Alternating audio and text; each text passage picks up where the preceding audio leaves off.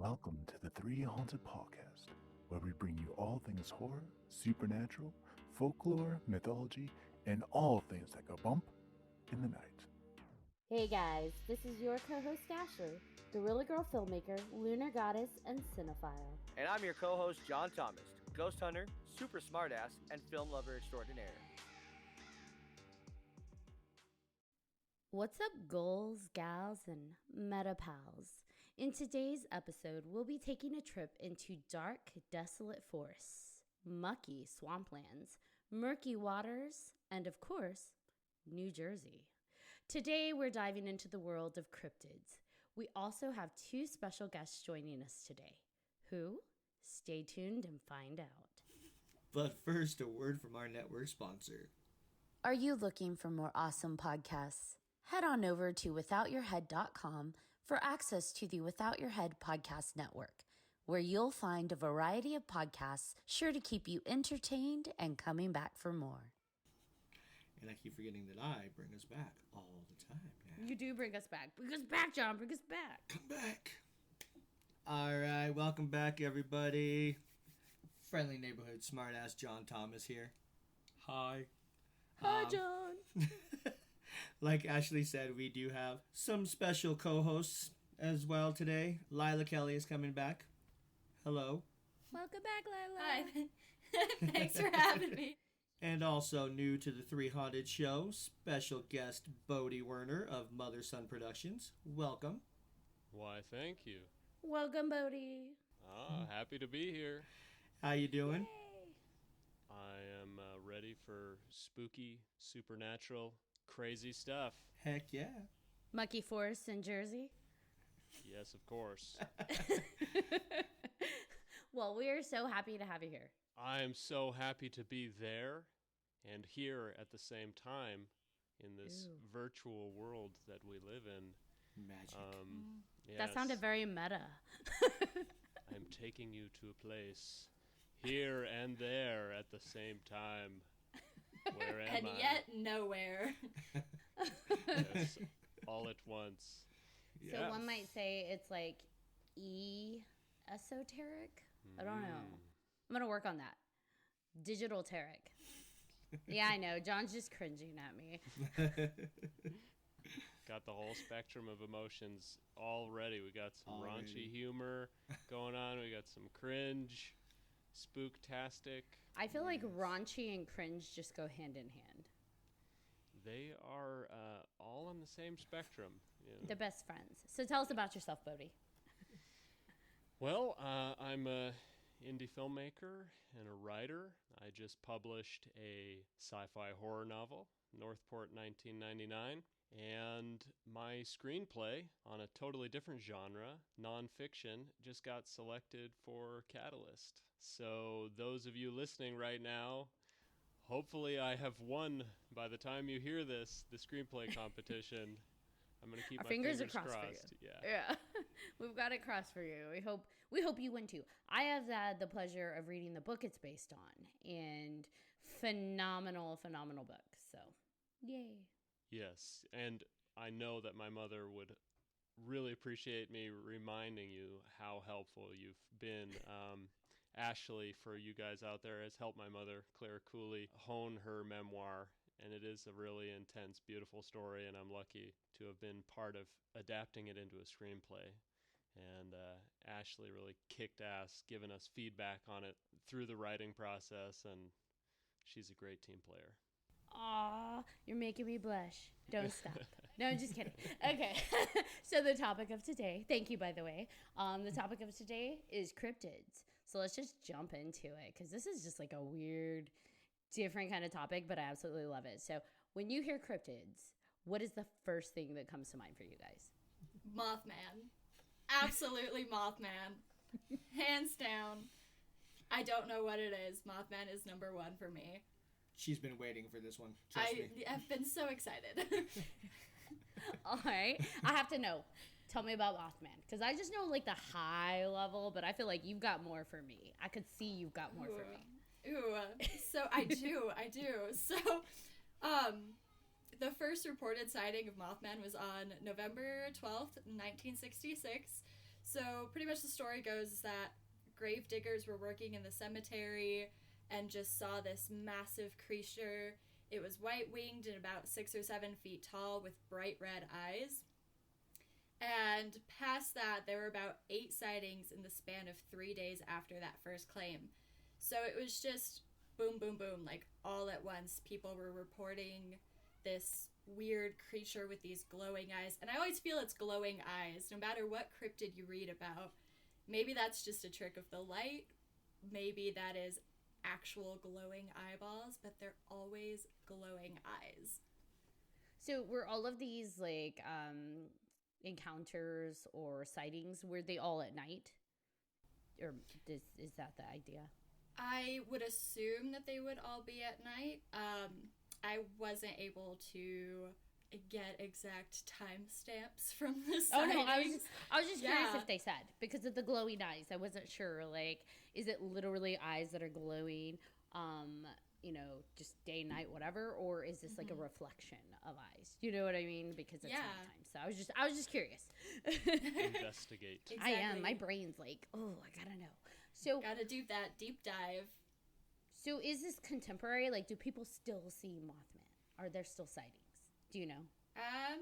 I'm not sure about any recent sightings, recent being like 20 years or so, however you define recent. Yeah, but I know that there was the issue with the Silver Bridge in December of 1967. So that was when there were 46 casualties as a result of a failed eye-bar joint in Point Pleasant, West Virginia.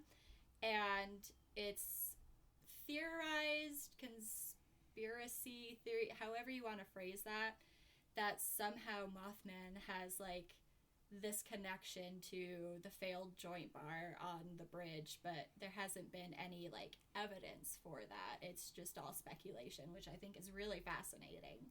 Right, like I think somebody had actually seen Mothman before the bridge collapsed and they were on the bridge, or getting ready to be on the bridge.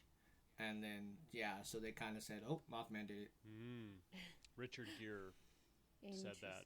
So Yes. everybody believed it, Yeah. of course. Yes. I actually have been to Point Pleasant in West Virginia and seen the Mothman Festival. Yes, I can't say that I went there just for that. It was a coincidence, but I went to the town. That's a happy coincidence. That is a very good coincidence. So, life-size Mothman replicas and Mothman swag, and they have a whole street fair and I think a statue in town of like Mothman. So they're super into it. They're leaning in hard. They love it there. Yeah, they embrace it. Yeah, I think that that's super interesting to see is like there's these tragedies that's associated with this cryptid, with this being, but it's still celebrated and it still brings in income and helps the economy in West Virginia because it is a tourist type of thing to look at, to go see the statue, to go to these festivals. So I think that West Virginia, they just make the most of it and kind of turn tragedy into something good. It kind of like is, I know it's completely different, but it almost reminds me of when I went to Roswell. Like just how they embrace this, this is a crash site and the aliens, and that should be terrifying, right? And it's now embraced and it's part of the tourism. They're just like, yeah, come see our alien stuff and come visit the site where it crashed. And it just, I thought that was really neat to see a town embrace something that was originally terrifying. And now it's just like, it's part of who we are. And honestly, when I was doing research on cryptids, I found a lot of places do that. And it's not right when it happens. So it's not like, okay, someone's making it up to increase tourism. It's just these towns that have gotten used to this creature or the supernatural folklore are like, well, let's embrace it so it doesn't terrify us. We're just going to accept it. And then they monetize on it. Yeah, it's their main export over in Point Pleasant. their main tourist attraction. There you go. All right, what about you, Johnny John? When you hear cryptids, what do you think of? I mean, obviously, being here from Colorado and being surrounded by mountains, pretty much, Bigfoot. Okay. Who hasn't heard about Bigfoot? For you, like with Bigfoot, what do you believe in with Bigfoot? I don't know. I'm on the fence about Bigfoot. I'm not sure if I actually believe it's out there, but there's got to be something out there that somebody's seeing. Because, I mean, they're still reporting this. Like, there was a report in 2009, I think, was the latest. I'm sure there was more. But, like, when I was looking up, September 1st, somebody in Rifle, Colorado had actually seen. This lady was driving. It was early in the morning. She was driving to work. And she had coffee. Obviously, she's trying to wake up, go to work, drinking her coffee, but she still felt groggy. So she pulled over to the side of the road, got out of the car for some fresh air, and she noticed like there was movement in the meadow kind of next to the road, and immediately thought of a bear because, well, you're in the woods. And she's like, then it stood up on two legs and its arms were down to the side like a person. So she's like, this is not a bear. And she said, this is the funny part. She said it actually had large breasts. Oh. So it was a female Bigfoot, I guess. Female don't know. Bigfoot. And there you go. With I big mean, boobs. it's, if Bigfoots have been big feet, if big feet have been sighted for hundreds and thousands of years, I mean, it would make sense that they're either one, immortal, or two, right, they're propagating. In which case, if they're mammalian, that would probably, they follow our rules of species procreation. But I don't know that. I'm just going out on a limb here. And so I would think that, like, yeah, there probably should be some big feet women to counterpart the, Bigfoot men. It's only natural, of course. When you have a herd of big feet, there's going to be some big boobs in there. Big boobs. I mean, it makes sense. Bigfoot, big boob. But and maybe that's what the women should, the like female of the species should be called. You have your Bigfoot, those are the males, and then big boobs, those are the females. You're so immature. Hard to argue with logic. I'm so immature. I mean, I would never disagree with that. I'm so maturely immature. So the one thing I did find interesting is that they have an actual website. Did you guys find that? Like a website for Bigfoot sightings? It's an official website where any Bigfoot sighting you have should be reported on this registry. So they keep tracking it and maintaining it, and they have like this big complex map of the world and to track like official Bigfoot sightings. But they also have Bigfoot sound recordings. So you could submit your sound recordings. And for me, I feel like that would be a lot more difficult to prove or disprove. Right. Like, just the sound. You can't say anything, but here's the sound. Trust me. I It's saw a it. I got a perfect. Yeah, there was a Bigfoot out there. I had my microphone, thank goodness. And I got this perfect recording, but I only had my cell phone camera, so it was really blurry picture. But just sound quality is great. Yes. That makes sense, though, if you're out, like, people have video devices, so people are GoProing themselves, and I guess it's possible to pick up because, the sound echoes through the forest, to hear it but not see it, and, like, what the hell am I hearing? But to that same, I guess, end, it's like, how do you know that's, like, that's definitely a Bigfoot, guys. Like, that wailing, warbling, gorbling is a Bigfoot, because, like, that can't be anything else. Couldn't have been a moose in heat or a bear or a bird, a weird bird. It's a weird bird. It's Bigfoot, guys. It was Bigfoot. It's all Bigfoot. So, and big boobs. And big boob. It's Bigfoot and big boobs making big babies. It's big feet, guys. Big feet. Okay. Yes. Big feet and big boobs making big babies. There. Better? Gotta be correct on the. But I did find it interesting on the registry website. They have you can basically get registered to go on Bigfoot hunting trails. We're not going to hunt it, but just trying to spot them. And I found it interesting that 99% of these expeditions are along like the Appalachian Trail.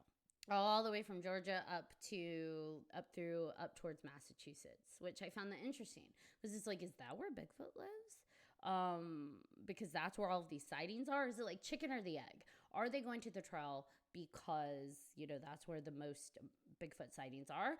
Or are they just like, that's a trail that most people are on? Yes, exactly. So it was interesting because I wasn't quite sure. And then there were two that deviated from that, though. One was in Missouri and one was in Montana. Montana made sense to me, but I wasn't quite sure how Missouri fit in there. It was just kind of like random. Missouri kind of seems like an outcast right there. Yeah, a little outlier. Well, I mean, the first footage was from, 1967, and it was in Northern California, so... Right, and the first historical record was 1904 Oregon. So it's just kind of... Bouncing there's all over the damn place. a wide range.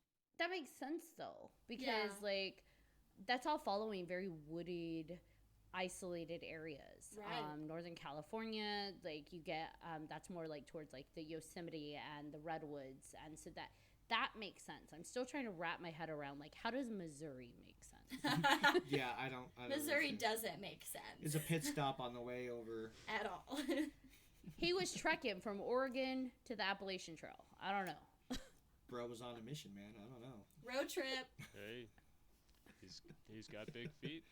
They're probably good for walking. Big feet and big dreams. Heck I yeah. like that. I actually really like that. That's awesome. What about you, Bodhi? When you hear cryptids, what do you think?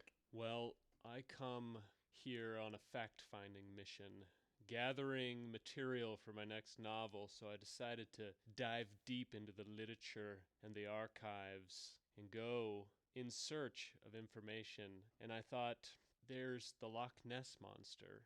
Is there a lake monster near me? I happen to live on the shore of Lake Superior in Duluth, Minnesota. And there is, in fact, a record of such a creature. So I went on the prestigious cryptids.fandom.com wiki, and I found Pressy, which Pressy. I find it interesting that lake monsters all have Essie in their name. Loch Ness, Pressy, there's a few others. Tessie in Lake Tahoe. Yes, right. There was Wessie. They must have traded notes. They must be family members. Okay. I think honestly that it's probably we started with the Loch Ness Monster, and then people just kind of paid homage to lake monsters. So everybody piggyback off of that. Loch Ness was the OG. Yeah, that's a good Yup. question. We'll have to look at the records. When was Loch Ness first recorded? Because my Pressy over here allegedly the first sighting was in the 1800s. Ooh. Yeah, near Duluth, no less.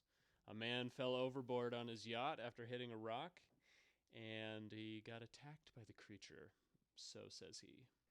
But when was it named? Because I think it could have been sighted around the same time, but when did they actually name this creature? The official record is not as detailed as one would like. Perhaps it's been redacted by the powers that be. Be naming lake monsters? Yes. Lake Superior is technically accessible to both the Pacific and Atlantic Oceans. So my lake monster could come from anywhere, really. This is true. So, yes. And I like that you're saying my lake monster. Gotta rep it. And actually, Lake Tahoe, so Tahoe Tessie, I think the first sighting was dated to be in the 19th century. So same thing, people describing snake-like creatures, long neck, humped back, swims really fast, fast enough that it can keep up with sailboats. Really weird, people come up with different ideas and superstitions about these things because according to folklore, Tessie sightings are always more common on even-numbered years than odd-numbered years. And it's how strange. well, okay, so I guess this isn't the year. So maybe next year I'll have to head out and see if I can find that lake monster. Yeah. I'm you not go. superstitious. I'm a little stitious. I was waiting Just for a it. As little the There it inimitable is. Michael Love Scott it. would say. Yes. Just Yes. normal stitious. Well, it's funny because you said, obviously Tahoe Tessie. My brain, thinking food, heard Taco Tessie. So I'm like, let's go, tacos. Taco Tuesday. What are y'all doing after this? Yeah. Now I want tacos. You're welcome. Yes. Well, for Oh, a little goodness. transition, to take that transition south of the border, my actual favorite is El Chupacabra. Yes. And that is Yes. because I find the rough translation to be hilarious. The goat sucker. Goat sucker. Yep. That's actually when I think of cryptids, that's my first thought is chupacabra, and also just because like that's what I was introduced to as a kid, like the folklore of the chupacabra, and like I didn't know that it was considered like what cryptids are and what it was. It's just like that's what I grew up being told about and taught. And for me, I'm like, oh hell no, the chupacabras were real. It's real, okay? Yeah. I mean, for me, coming from what I write about, perhaps these are scientific experiments gone wrong. Who knows? Maybe they were scientific experiments gone right. Somebody was trying to mix a goat with a dude to figure out what would happen, and you get a goat sucker monster that kills other goats. You never know. Like This vampire creature that hides in the trees and eats goats. You know what I find interesting is that a lot of these creatures can be found in different countries. And we've talked about this, I think, in season 1, John, where like telephone, the game of, not even telephone, so much as the names may vary by region, but people are all talking about a very similar thing. Yes. And especially, and it's interesting, especially back in the day when you really don't have like a computer for this information to be spreading across. So it's like, how are these things popping up around the same time, the 18th, 19th century, when we don't really have Facebook to be posting about it to spread that information? And yet they're popping up in Europe and the US, and different places are all having the same kind of creature, because there are lake monsters, dragon-like, that are talked about in probably 6th century in Japan. You have lake monsters being talked about in different countries that are snake-like, and it's like, okay, they're all seeing something very similar. And I'm not saying it's a monster snake living in a lake. Hey, that kind of rhymed. But maybe it's a monster snake living in a lake. Yeah, I think that that's really interesting because, I mean, while we're on the subject of Loch Ness, I mean, Canada alone has numerous variations of their own Loch Ness, which are all ending in "-y" and things like that, except like 1 or 2. Like, they've got so many, and I believe that there was also one somewhere near Africa as well. And so it's interesting to see that, like you're saying, these different parts around the world all have similar sightings, similar experiences. That doesn't seem like coincidence to me. Yeah. And I mean, you see that with these different cryptids. And the same thing with like Bigfoot. So in Brazil and Bolivia, they have the Mapinguari. And you read the description and it's like, well, that's a fucking Bigfoot. Like we could, it's a tall creature covered in hair. It's huge. Theirs is like thick red fur. Although theirs is a little bit more kind of creepy because the hands have curved claws, but it very much is an ape-like creature. And it's huge and it's covered in fur. I think theirs is a little bit more creature-like because when it's approached by humans, I think you were mentioning it, Lila, or was it John, where it's like it was on all fours, but as soon as someone approached, it stood up. Yeah. Mm-hmm. And people are like, well, that must be a bear. And they're like, no, that was not a bear. Not fucking bear, no.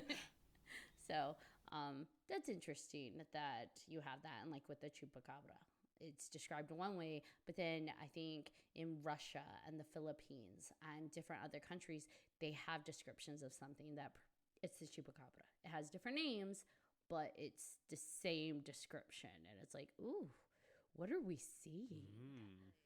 Like, what are people in these different countries seeing? Because they're seeing the same thing. And that's not to say it's like this metaphysical, supernatural creature from another dimension. But maybe there is something, scientifically speaking, out there that maybe hasn't been discovered yet or hasn't, been established yet. And so it's just like, yeah, there's this vampire goat sucker out there. Casual.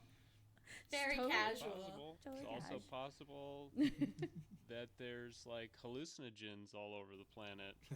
I considered that when you said hallucinogens. I considered that when Lila was talking about the Mothman. And that's why I'd asked, are there recent sightings? Because within the same short amount of time, people were seeing the same thing. And then it's not to be seen again. Where were they? And what was in the area at the time that maybe they were all hallucinating off the same thing? Now that begs the question, how are they hallucinating the same thing? Right. Mass hallucinations do occur. Yes. So, and what if it's a creature that excretes hallucinogenic fungal spores into the air? You know? Very smelly creature. Yeah. I like that idea. I mean, that's not far off of reality. There are plants out there that do that. Yeah. Yes. Speaking of a smelly creature, though, I know Lila's got the same one on here, but and I'll let her tell it. But there's the skunk ape. So the skunk ape has been described as Florida's Bigfoot, which I just think is hilarious. But maybe that's just me. Skunk ape. So is he really the hashtag Florida man? Oh. I mean, he could be. The Florida man of legend. Yes. Not folklore, but legend. Legendary. So, as it is assumed, the Florida Bigfoot was named after its pungent scent because everyone who has seen it, which the first sightings began in the 60s and 70s, said that it smelled very terrible. And it's got black fur, and again, we've got glowing red eyes. Glowing eyes, a common theme here. So in 1974, Dade County had several reports in the span of a short time. I'm not quite sure what that timeline looked like. And then in 2000, the Sarasota Sheriff's Office received 2 anonymous photos showing a large ape-like creature, which is thought to be the skunk ape. My hesitancies with this is the anonymous photos. The fact that these pictures were sent in, no context, no word, no face-to-face interaction. So it kind of begs the question of how reliable is this, and can we say that there have actually been sightings and documentation to prove the existence of this version of Bigfoot? But I don't know, what are you guys thinking? I would think that if there were actual photographs or whatever, somebody would want credit for that. Right. I mean, who doesn't want to be famous for something? Well, perhaps you think you're in on some sort of government conspiracy and you don't want to endanger you or your loved ones' lives True. over getting the truth out there. Fair. You know? And There you go. And the truth is out there. There can be only so many X-Files. yes, I want to believe. I love that show. If we want to talk about strange animals, we can talk about the Loveland frog, or the frogman, which I think is an interesting one. So the Loveland frog is from Loveland, Ohio, and is described as a humanoid frog that is about 4 feet tall. So the first sighting was March of 1972. Loveland police officer says that he witnessed a leathery-skinned frog-like creature crossing the road. A few weeks later, Mark Matthews, also a police officer, said that he found it laying in the road, that this frog creature tried to get up, and so he shot and killed the frog. Oh. Which is a bit extreme. Yeah. Perfect evidence, though, right? Yeah, like, Yeah. where's the evidence of this? Leathery skinned, a bipedal frog with, guess what? Glowing eyes. Oh, yes. Did you know, actually, before you go off of the glowing red eyes, so, that's a thing. That's not like, I think people see glowing red eyes and they think of scary monsters, rightfully so. That's like, wow, my eyes don't glow red, so that's got to be terrifying. But, there is actually a biological, explanation for that. So glowing red eyes, a lot of creatures have a reflective layer in the back of their retinas called tapetum lucidum, and so when light hits it, it actually reflects back, so it could actually come across as red. So it's just to help them see better at night in low light scenarios. So we're looking at these creatures, their eyes are glowing, but chances are, what are we using to look at them? We're probably reflecting light on them in some way. So it may just be reflecting that light back with that red. So it's maybe not actually glowing versus reflecting. Yeah, and it's, I mean, I feel like it's just like house cats during the dark or, you know, when you're in the dark at night they're terrifying to look at because you see nothing, and then you see glowing eyes, and you're like, oh, I have a cat. We're good here. Yeah, but people do it too. You can get people's eyes to reflect light. I've done it. You've seen it in Blade Runner. Yeah, Lila, you mentioned cats. So this past weekend I went camping and I heard a slow creeping, like a it was very intentional. It was very creeping. Something was trying to sneak up on me while I'm like stargazing at midnight outside of my tent. And I had my cell phone light. So it's not like I had a powerful flashlight, like a heavy duty one. I had my cell phone light. And I was like trying to shine it in the area that I heard the noise. And I couldn't see anything at first. I thought it was a person, honestly, from like at the campsite over trying to creep up on me. And I'm like, okay, now I'm going to have to fuck somebody up. But nope, nothing. And I'm just like, okay, well, I don't know what that is. And I hear the sound kind of move across from me. So I like track my light again. And when I tracked my light in front of me, I thought I was reflecting off of somebody's headlamp at first, because it was just one like thing and it was red. It was an actual red reflection. So I'm thinking I'm picking up someone's, because you know some headlamps have like the red covers over them. So I'm like, oh, I'm reflecting off of somebody's headlamp.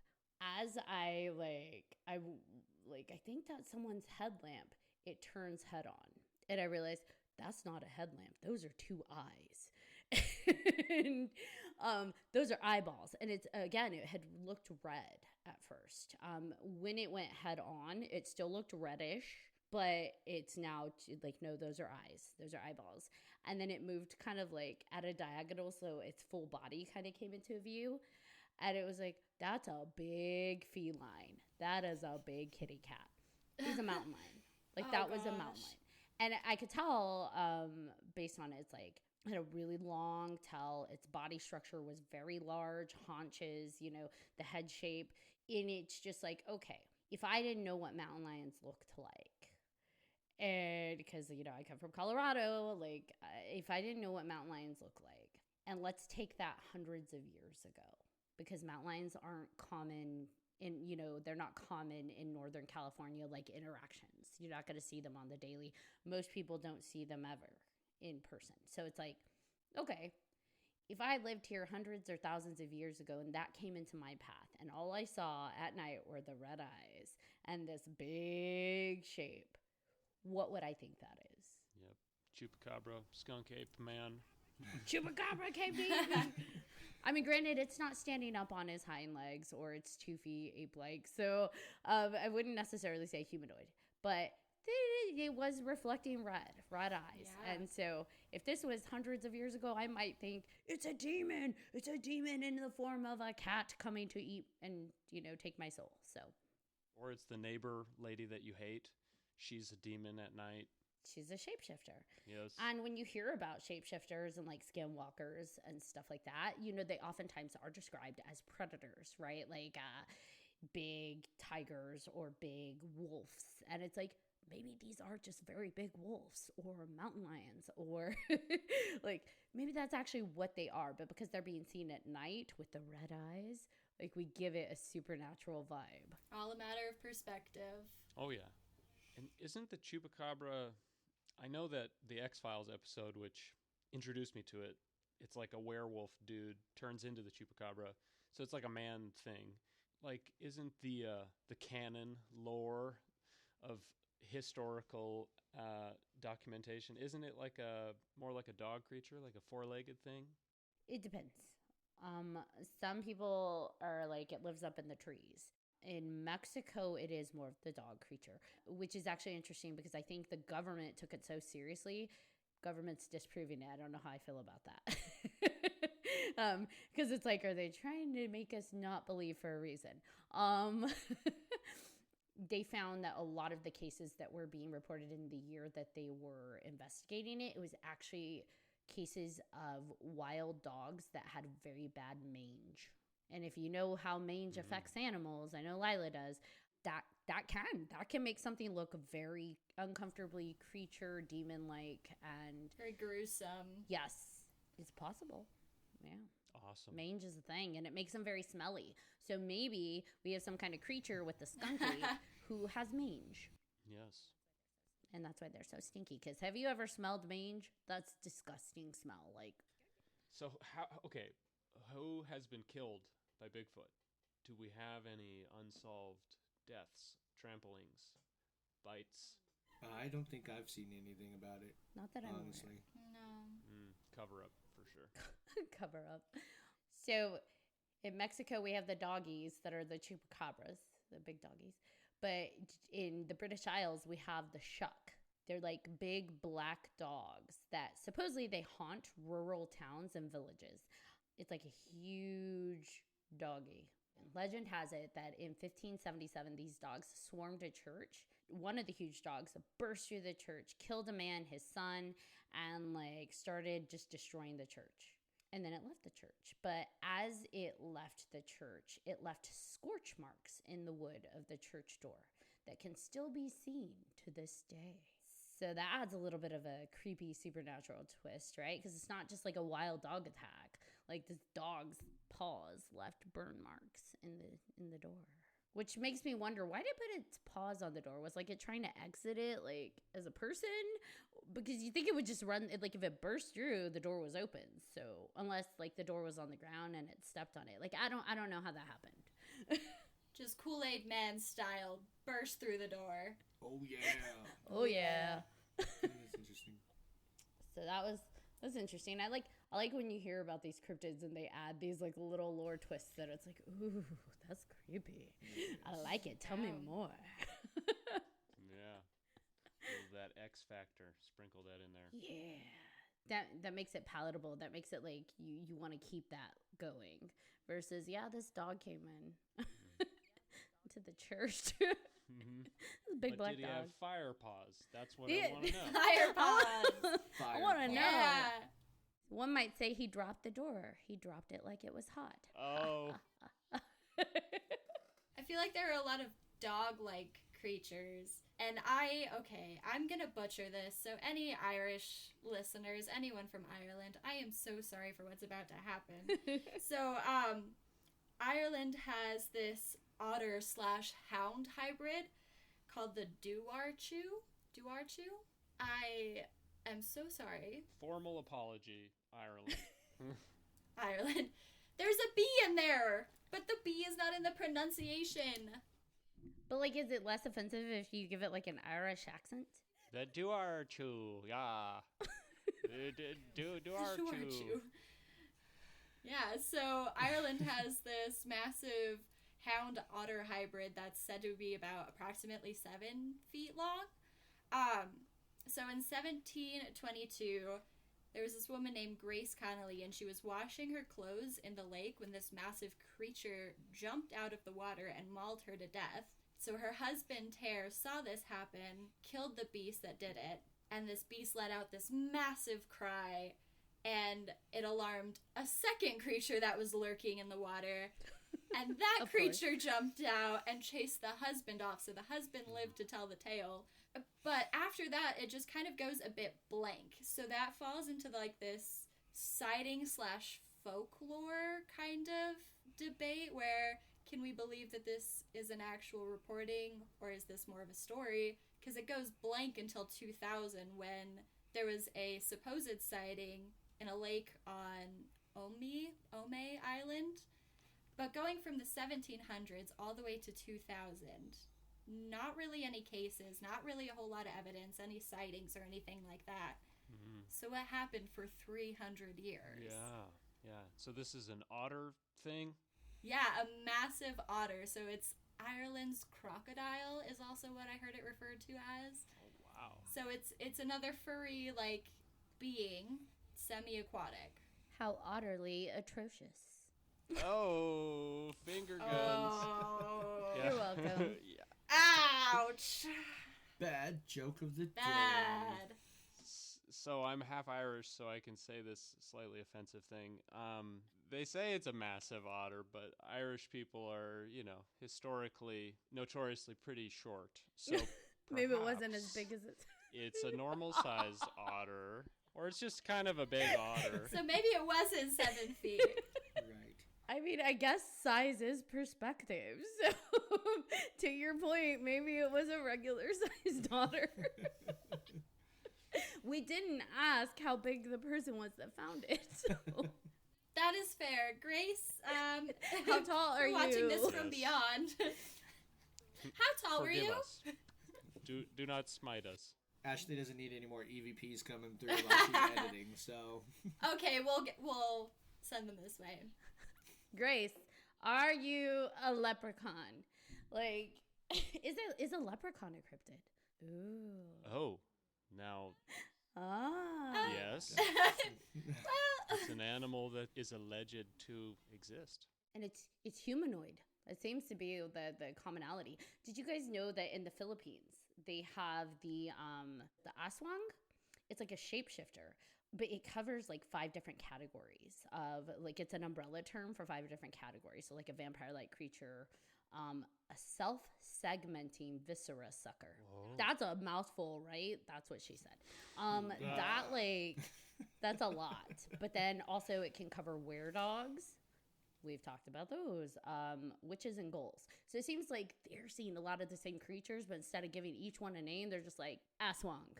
Like that's what it is. That's what we're sticking to. It all just envelops it. But I find it interesting. The ahul is like a huge ass bat. It's like 3 to 4 meter wingspan, meter tall body, but it has like people like legs. And Batman. it's an unclassified bat. Yes, it's a Batman. Exactly. Instead of a hool, I'm gonna call it Bruce. So Bruce here, I guess that like what's interesting is scientists actually say that like it's plausible to exist. Like that out of all the cryptids, they're like, that might be a thing because where it's like sighted, and there aren't many sightings, but where it has been sighted is also in the part of the world where like the largest bats tend to be found anyways. So it's possible that like, hey, it's just the world's largest bat that hasn't been like fully caught, documented, or whatever yet. Sure. With people legs. Yeah, the flying foxes are huge, and right? Is that what they're called? Those like the largest bats? Yeah. Flying foxes? Or that might just be their like fun name. It's their fun name. Their common name. Yeah. Their Yeah, their nickname. We all have nicknames. So yeah, I think that's interesting. To your point, Lila, though, about like why are the sightings so spaced out? Like that's a long time to not see these things. But for me, I almost think like that's more disturbing because one section of sightings, like to Bodhi's point, maybe hallucinogenics in the environment. But like when it's hundreds years later or thousands, like, hey, here it comes again. It's like, whoa, where were you this whole time? Waiting. And is there more of you that we haven't seen? Or like more types of creatures that are maybe living beneath the surface or somewhere else that we just don't know about yet? I'm going to scare myself. Yeah, these are the questions that keep me up at night. Keep you writing all your awesome novels. Mm-hmm. And like the skeptic in me, the science person, I'm not going to call myself a scientist, but the person who lends themselves to more scientific theories than I do like the supernatural theories. I think about we go back to like people arrogance. We think we know every animal and creature out there, but everything is a cryptid in theory. If we're going off of just definition, everything is a cryptid until we name it, right? Until we find the bones, we find it alive, and we name it. But even realistically, we don't have to find it alive because last I checked, we didn't find the dinosaurs alive, and we have lots of names for them. So Bones, too. Pictures, bones. Yeah. Yes, and so until we find like skeletons of these things and we give a classification and a name to it, then it's like, okay, that's real. And so that's okay. But it's like these cryptids might be real, might be creatures that are few and far between that we just haven't found bones of or named them yet. I don't know.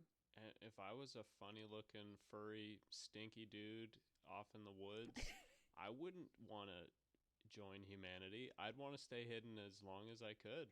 If I was a cuddly little 7-foot otter monster, I would hide for 1,000 years, 2,000 years. I don't blame them for being so well hidden. People suck. I don't know if it's cuddly.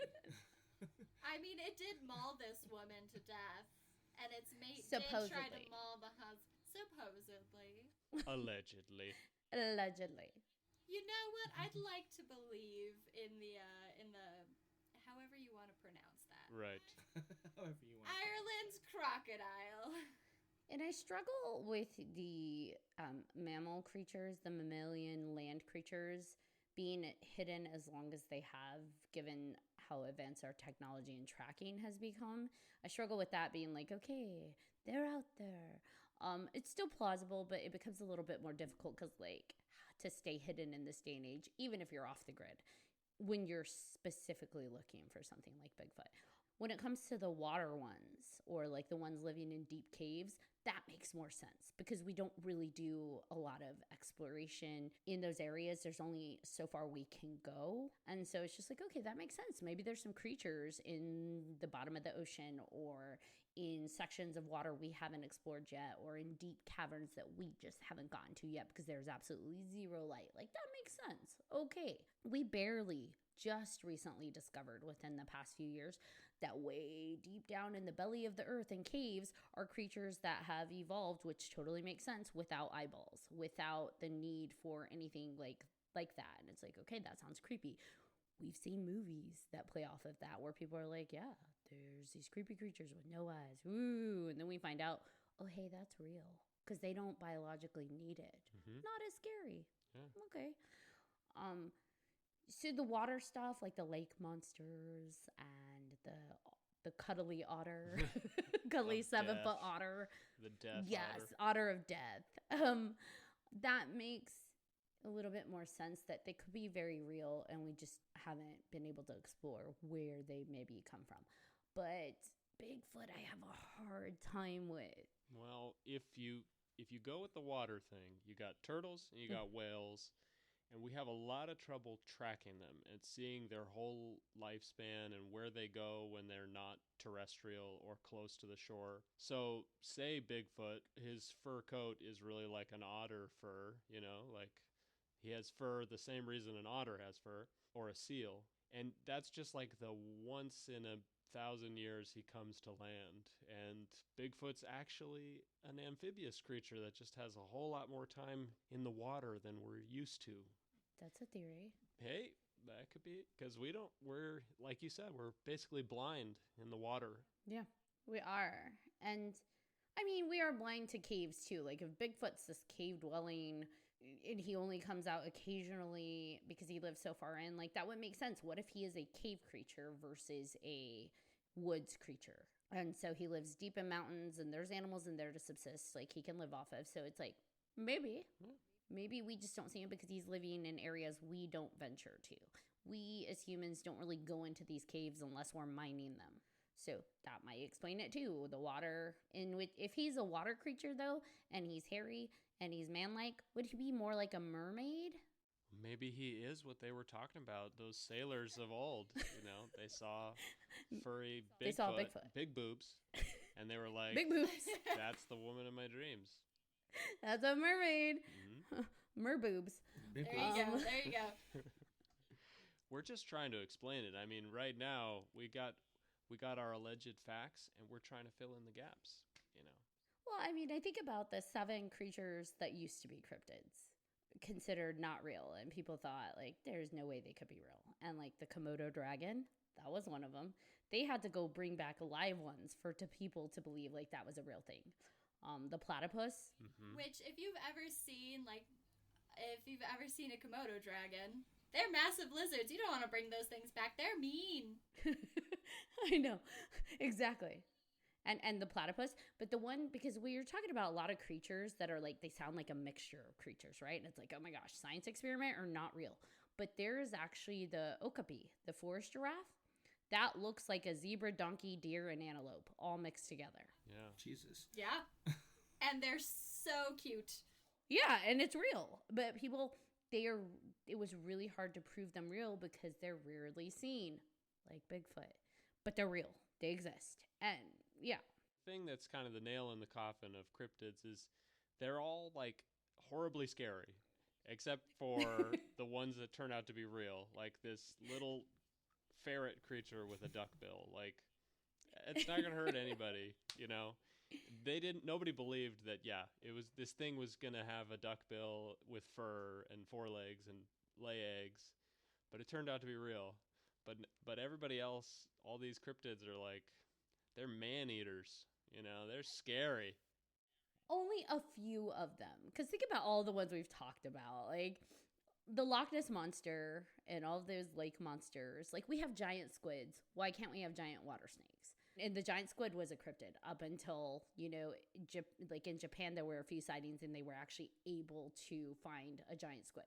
So it's like giant lake monsters sound terrifying. And I think that's what it is. They're scary and people put these scary connotations onto them because they don't know how to process it. So like mangy dog, you're a goat sucker. Maybe they were eating the goats in their area, but I don't think they were draining them of their blood like in this like supernatural ritualistic demon manner.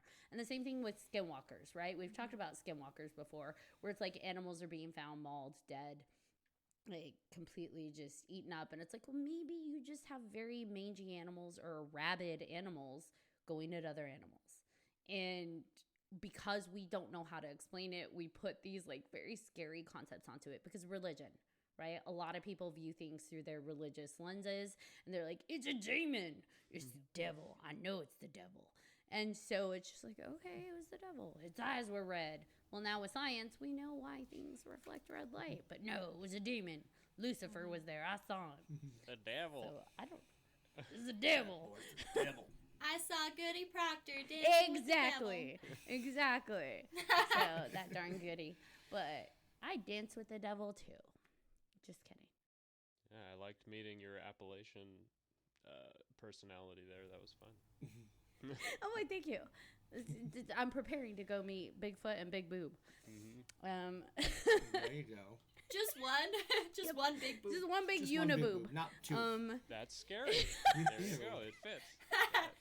But, That's you know, very these are supposed to be scary. scary things. So, because, yeah, I mean, we have the less But- scary cryptids. Like, yes, we're talking about the more scary ones because those are fun, in my opinion. They're more fun. And I think that's why people do it. It's not a conscious thing, but I think people put scary things onto them because it does spike our adrenaline. It does, like, thrill us. That's just, like people going in, like to go into haunted houses and during Halloween. It's like people like to be scared. Except for Ashley. I don't do real haunted houses. Or wait, I guess I don't do fake ones either because I accidentally punch people. But realistically, unless you give me 5 shots of Fireball, if you don't know what I'm talking about, visit season 1. But Season 1. Yeah, exactly. There you go. Episode 2, in fact. yeah, John knows all the episodes. He's got it down. I love it. Well, and I mean, there are like very scary cryptids, but listen, I don't find a humanoid frog to be scary. The Jersey Devil, though. Ooh, nice segue. I mean, you did mention the devil. The devil. It was the devil. I was holding on to that segue. I really. I like the segue. Tell us about the Jersey Yes. Devil. Described as a flying kangaroo-like creature with either a horse or a goat head. It has leathery bat-like wings, horns, small arms like a T-Rex. I added the T-Rex part. Legs with hooves and a forked tail. Wow. What in the holy hell? What a great question. I was trying to visualize that. Look it up. Look it up. There's Look it up. pictures. Horror There's collage. pictures. It's not. Yeah, it's like someone just got very drunk and said, "We'll just move this here, put this. This is a good picture. This here." No, I think someone got very mushroom tripped there because Or Playing back that. into my But theory. in the 1700s? Oh, yeah. I'm sorry, Right. wild mushrooms. You think that the hallucinogenic Okay, yes. mushrooms just No, occurred? right. Psilocybin's been around.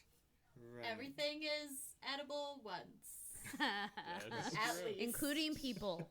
Oh, coming through with the Oh, horror there. I was thinking mushrooms. Yeah, well, Yeah, she took down a whole other... Mushrooms, people, whatever. You know, it's all the same. Yeah. Not. They're both meaty. But But I'm not going to put people on a pizza. Oof. why not? I mean, don't knock it till you try it. You wouldn't put mushrooms on a pizza either. You hate mushrooms. You're right. Anyway. But going back to the whole Jersey Devil there, So this lady, her name was Mother Leeds. She had 12 kids. After finding out she was pregnant again, she cursed the 13th child, saying, "This child's gonna be the devil. Devil. Because your other 12 weren't? Like, what the hell? Plus, keep your legs closed. Gross." Hey, no Just sex saying, shaming. 12 kids? It takes. No, but It's 12 there's kids. two parties involved in that. Thank you, True. Bodhi. Thank you. It Keep was it the in your pants. 17th century. And keep your Peter in your pants. You tell him. Yeah, get him. Otherwise, you'll have the devil. No. You'll have 13 children. But it was like in 1735, she gave birth to a normal child. She had friends over to kind of, witness and help with the birth and all of that fun stuff. But then all of a sudden, the child changed into the creature that we just described. And as it was flopping around, it beat everybody with its tail and flew up the chimney and out, just gone. Out the out. Out the out. Out the fucking out. That's a hell of a way to make an entrance and an exit. Yeah. Right? And what I think is interesting about that is that there's different variations on the story. So Yes. some say that Mother Leeds, whose name was thought to be Deborah, was killed by the child. Some say she was spared. Some say that the midwife was killed instead. It really just depends on what variation that you read. So the gist of the story is there, but I think that the storytelling has changed over the past few centuries. Right. I mean, that's any story, right? Like, as time goes, the story's going to change. Yeah, of course. But in, around 1820, and I think this is just funny because of the name, I didn't know Napoleon had a brother, but apparently he did, and his name was Joseph. He was the elder brother of Napoleon. He claimed to see the Jersey Devil while hunting in on his border town estate around 1820. Wow. And my only takeaway, of course, was Joseph. Joseph, just anticlimactic name? after Napoleon. Yeah. Yeah, after It's not Napoleon. the same. Yeah. And he was the older one, right? Yeah, he was That's the older gotta one. suck. Sadly, That that was my hurts. takeaway from that. But we're going to name you Joseph, but then Napoleon. Yeah. It's been Napoleon. Not Dynamite. But I'm willing to bet Joseph got the height. Yeah, because Napoleon, obviously. Yeah, we all know about that. He little was dude. not a leprechaun. He was a French leprechaun. Speaking of leprechauns, so we are talking about cryptids, and it's like not all of them are scary, man-eating, pizza-inhabiting cryptids. Like, we have things that are on the nicer end, like that are the more like fantastical and magical ends, because we have unicorns. Those are cryptids. Ah, yes. Some people do believe they're unicorns. Some people have claimed to have found bone structures of horses with horns, and it's just like, if I had to go with what I know about biology, I would say that's probably real. Not like unicorns being a species of their own, but like I think about people that are born with bone structures of like a tail, or bone structures. You can be born with deviations than the typical genetic structure that we see. So it's possible that some horses are born with that bone structure kind of protruding, that bony structures in their head. So maybe that's a thing. Unicorns might be a thing. When we start to get so deviated, though, where we get like the Pegasus, where like, hey, this horse has wings, it can fly, then it's like, It had Red Bull. okay, maybe they're bone structure, but I don't think so. Somebody will find a story Yes. in the history of cryptids. I'm sure somebody's got a tale. Sorry. It took my brain a second, and I was like, hang on. They have a tail. They have a tail. And a horn. I mean, And wings. and that's the other thing. We're talking about a lot of these are like humanoid, right? A lot Yeah. of them. And all I can keep circling back to is the old school carnivals, the old school circuses, and people with like webbed feet, and people with, because I think we talked about the one that has like the snake skin, or like the frog skin, the amphibian skin, and it's just like, maybe these things are real, these anthropoid creatures. And like Bodhi said, well, if I look like that, I wouldn't want to be around people either.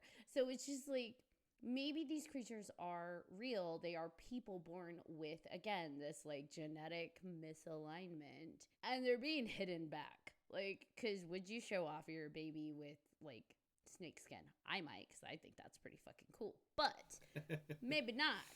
Most people probably would not. So is it possible? I think when you have stuff where it's one-offs, like this one creature or the Jersey Devil, this one creature that looks like this, maybe it was a person that was born with these genetic deformities. But when you have like Bigfoot, like I am seeing, like people see Bigfoot everywhere and he's all over the place. Like it's either he's traveling everywhere, like he's a sightseeing boy, or he's on tour.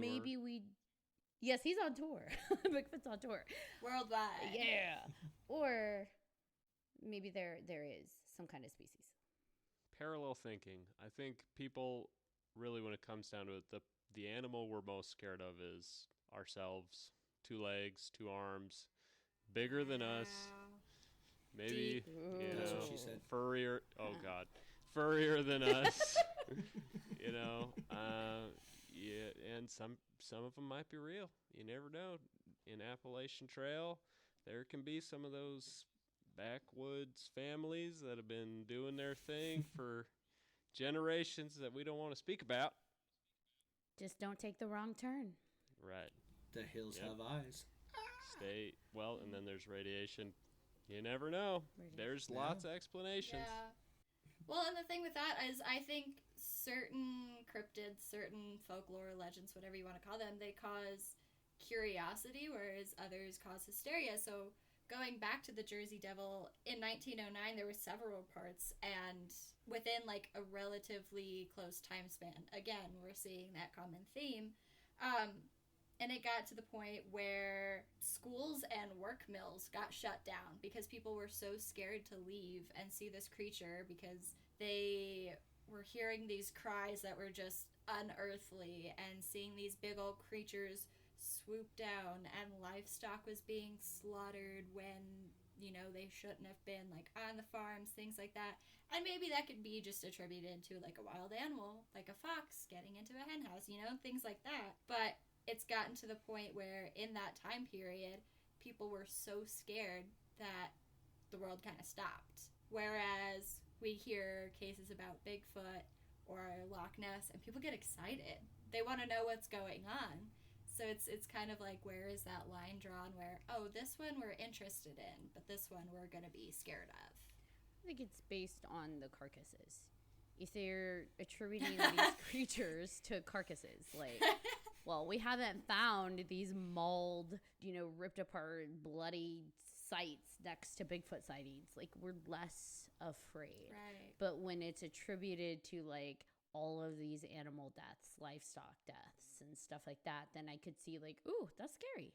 I could see that being a fear established thing. I do sometimes think that folklore kind of takes off on its own and creates this hysteria, because you saw that with the chupacabra. It was one sighting with some dead goats, and then it became everyone's terrified, and it's all these livestock deaths are being attributed to this folklore. So it's almost like misattributing things. Like, okay, well, my cow died too. It was the chupacabra.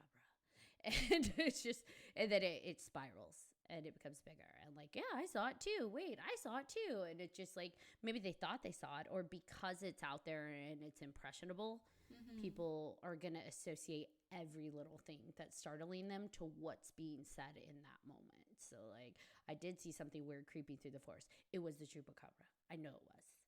So yeah. I don't know. It's less scary when you think you know what it is. Yes. Right. Exactly.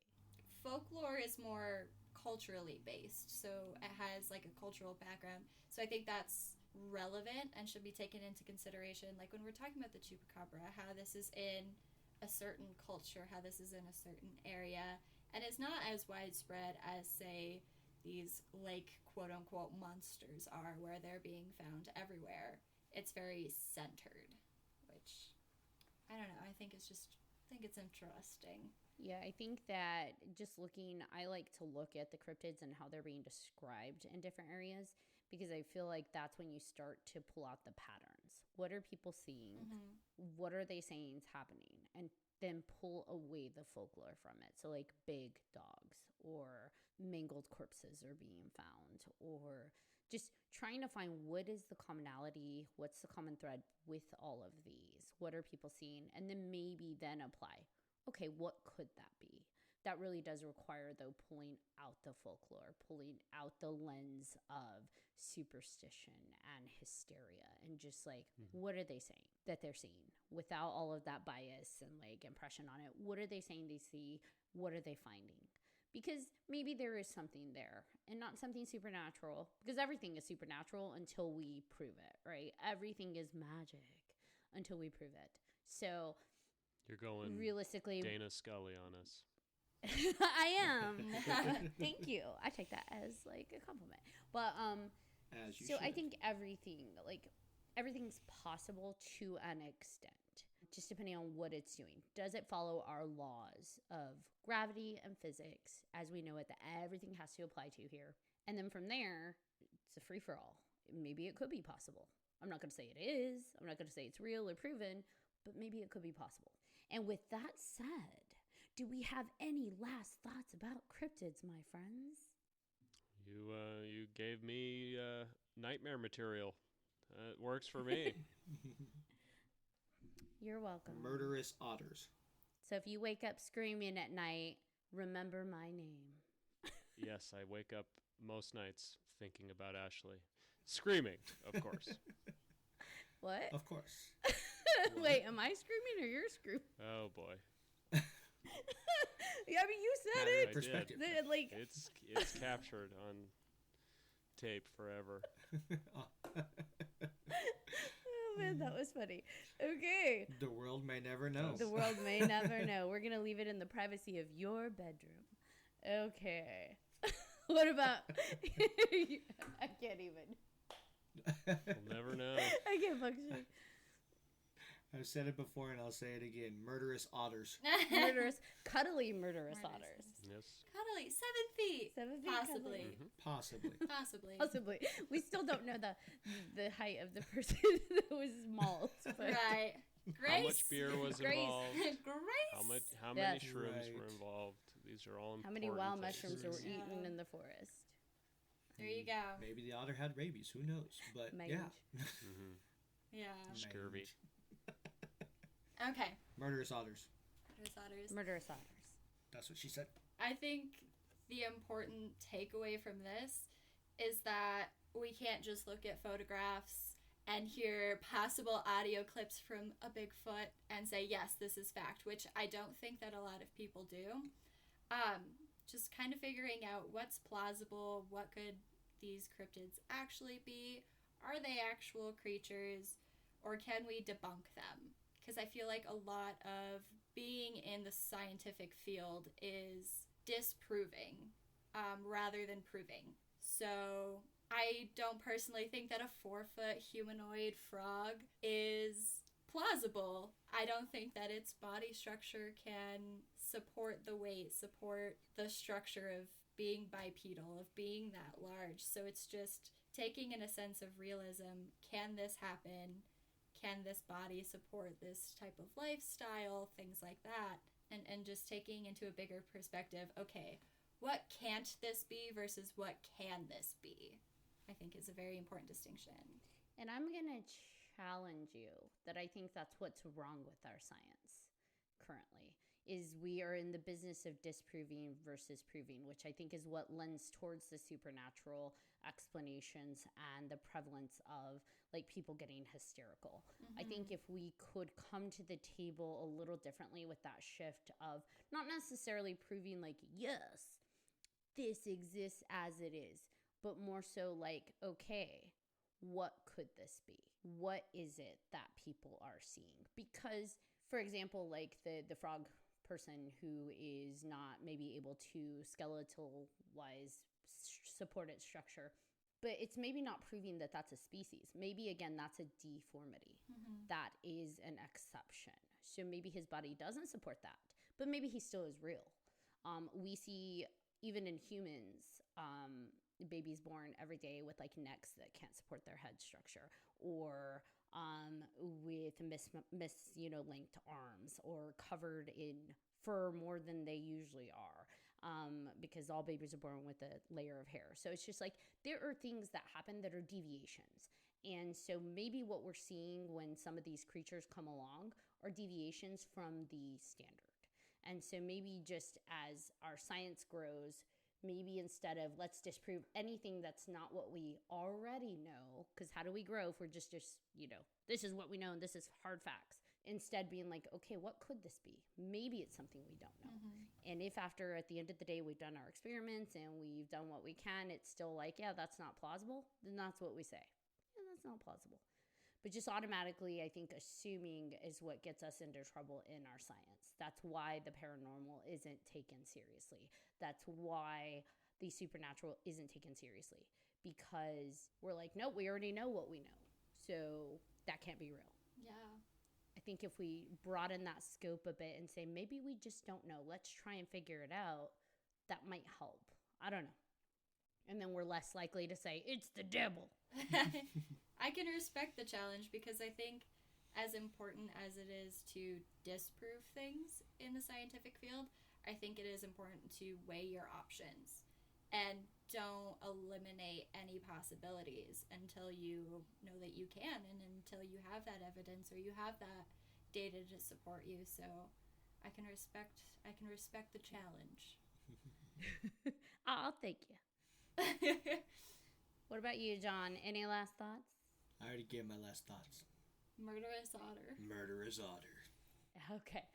Well, a murderous otter. That's right. So thank you so much, Lila and Bodhi, for coming on. We appreciate you coming on to the show so much. This was such a great episode. Bodhi, what projects or things would you like to plug before we end?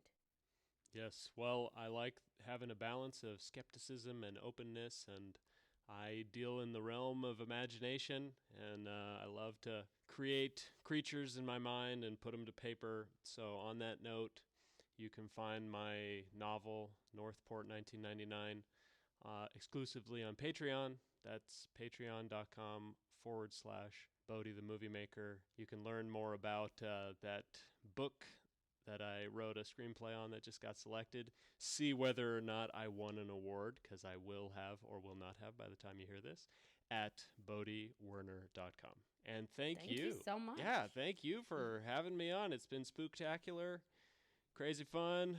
Can't wait to see some interesting things in my dreams. Won't let you know if it's a nightmare or not. Screaming will for sure be involved. Oh my word. Goodness. I thought you were going to be the one doing the raunchy jokes, but it turns out I took your place. Yes, I love this. I love when I'm not the only one.